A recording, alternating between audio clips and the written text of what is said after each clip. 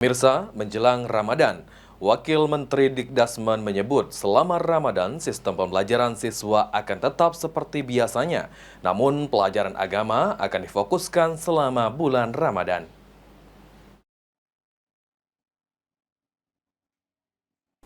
Berdasarkan surat edaran 3 Menteri bahwa libur Ramadan dilaksanakan pada awal dan akhir Ramadan.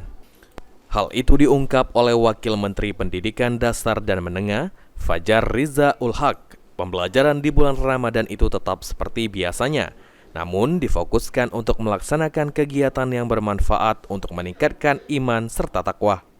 Selain itu, dianjurkan juga untuk melakukan kegiatan yang membentuk karakter mulia dan membentuk kepribadian seperti tadarus Al-Quran, pesantren kilat, dan kajian keagamaan.